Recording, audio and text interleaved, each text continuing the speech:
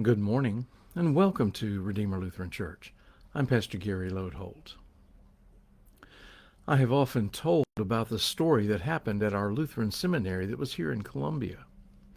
Each year, the graduating class makes a composite picture of the graduating class, and they choose something of a theme verse for the composite to represent their class. As this was underway, two students saw the New Testament professor on campus and asked what verse in his mind best represented their class. Without hesitation, the professor responded, John 11:35. The students rushed to their rooms to look up the passage and saw the words, Jesus wept. This week we are moving slowly through John chapter 11, which contains the story of the raising of Lazarus. We began the week talking about Jesus learning that Lazarus was ill and then delaying going to Bethany in response. And then yesterday we focused on Jesus' discussion with Martha, one of Lazarus' sisters, and the theological themes and assurances Jesus gave her, and by extension gives us. Today we want to explore his discussion with the other sister, Mary. When this part of the story begins, Martha has left Jesus and found Mary. She tells her, "The teacher is here and is asking for you." Mary immediately jumped up and went to where Jesus was. Like a sheep with a shepherd, she goes when called. Mary is a true follower and believer. One of the things that has always struck me about this story is that Mary greets Jesus with exactly the same words that Martha used. If you had been here, my brother would not have died.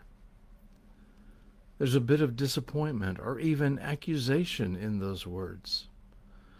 Both sisters clearly believe in Jesus' power to heal. The thing that is so fascinating is that they both say the same thing to Jesus, and Jesus reacts differently with each one. With Martha, Jesus engaged in a theological discussion. With Mary, Jesus weeps.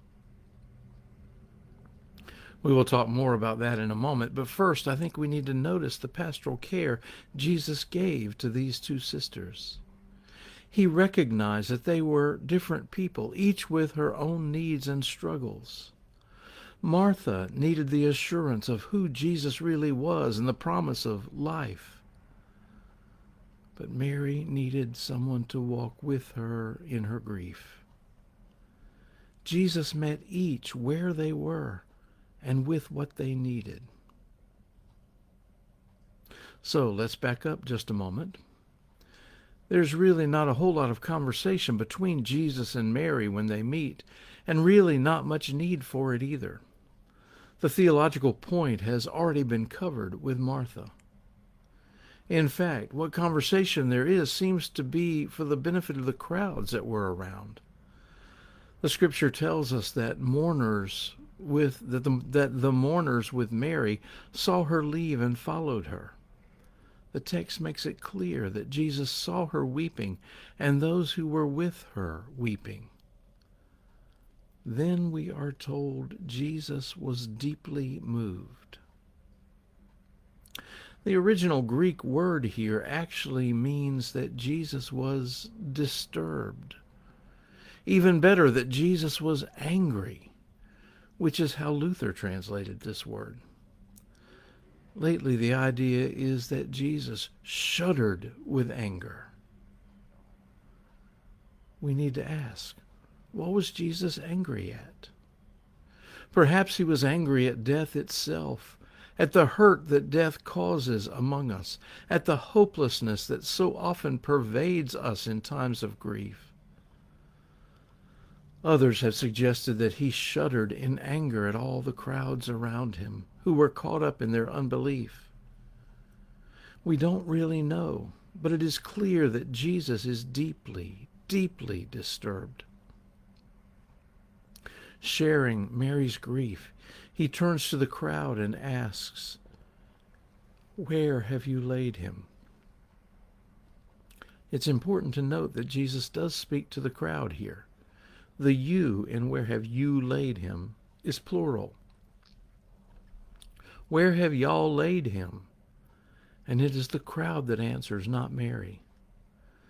That small detail is important, for in that question, suddenly this is no longer a family matter, but a public event. Come and see, they answer.